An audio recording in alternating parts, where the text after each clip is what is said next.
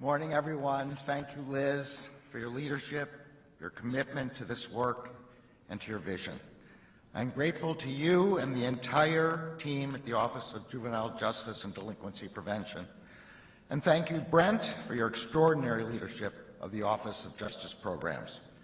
Because of Liz and Brent and their teams, the 2024 National Conference on Youth Justice, our first in 13 years, has been an incredible success. I am so grateful.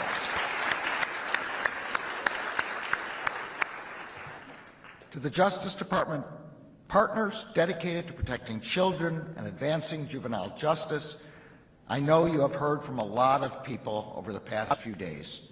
The most important thing I want you to hear from me is thank you.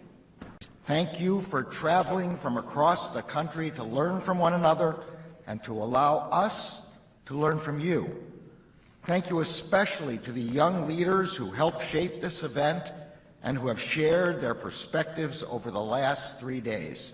In fact, if you are one of the many young people who helped to plan this conference or who participated in a presentation or panel, could you please wave or stand up and get some of the credit you deserve?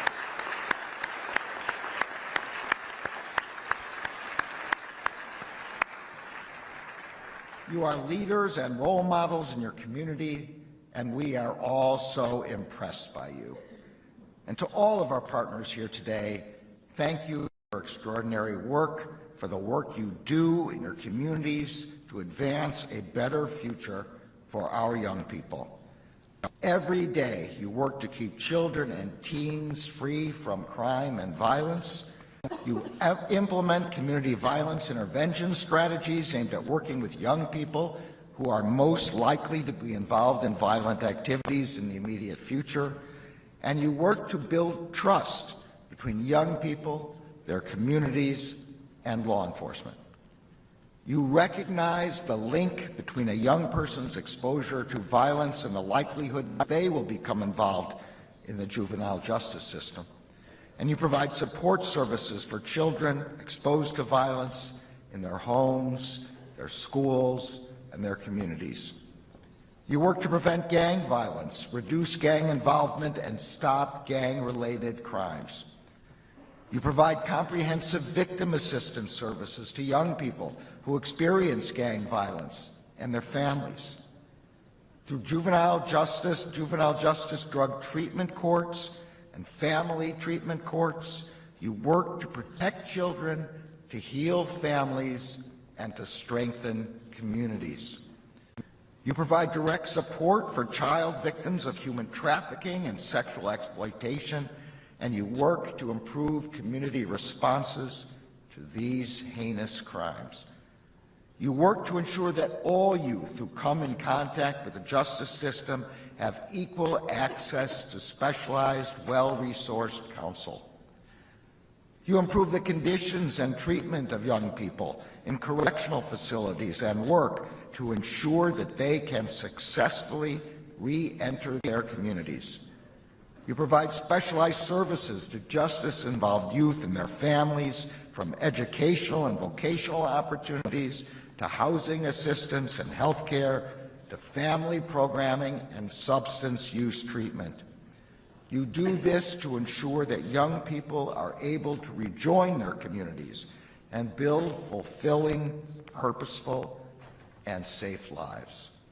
And you do this work with the understanding that we must confront persistent, unjustified disparities in juvenile justice outcomes along racial and socioeconomic lines. I know this represents just a fraction of your work and of your effort. Thank you from the bottom of my heart. As we mark 50 years since the historic enactment of the Juvenile Justice Delinquency Prevention Act, there is so much to be proud of. In the past couple of years, we have made significant progress in turning the tide against the violent crime that spiked during the pandemic. Last year, as Liz said, we saw a historic drop in homicides nationwide, and one of the lowest levels of violent crime in 50 years.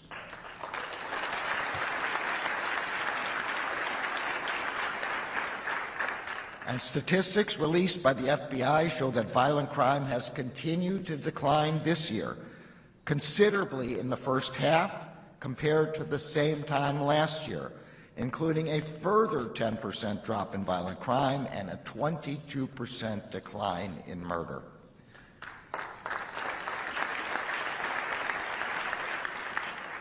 But despite the historic gains we have made in driving down violent crime, we know there is so much more to do. Progress is still too uneven, including when it comes to reversing increases we have seen in certain types of youth crime.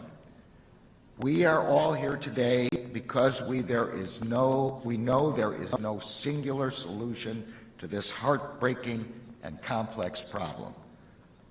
But we also know that youth crime and youth violence is preventable, and we know what works: evidence-based, comprehensive approaches that address the multiple factors that impact youth violence.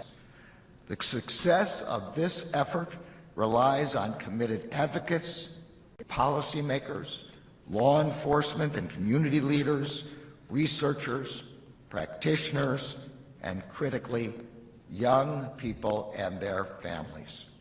It relies on the kinds of people who are in this room right now.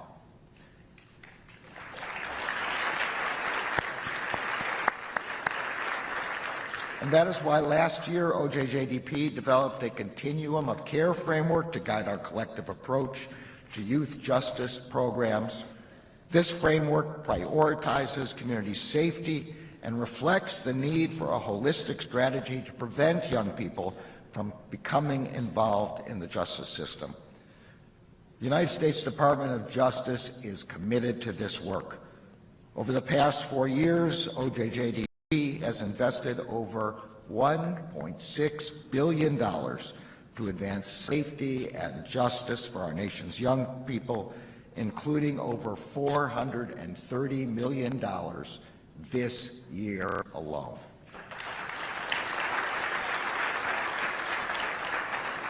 We do this because we believe that every child deserves to grow up free from violence. We believe that every person deserves to feel safe and to be safe in their community, and that we believe that we have a shared moral obligation to ensure that our young people have the tools and support they need to navigate the challenges that they face. I am proud of the extraordinary public servants at OJJDP and across the Justice Department who will continue this work in the years to come. And I am proud of everyone in this room for your enduring commitment to this work. I know it is not easy, but it could not be more important. Thank you from the bottom of my heart.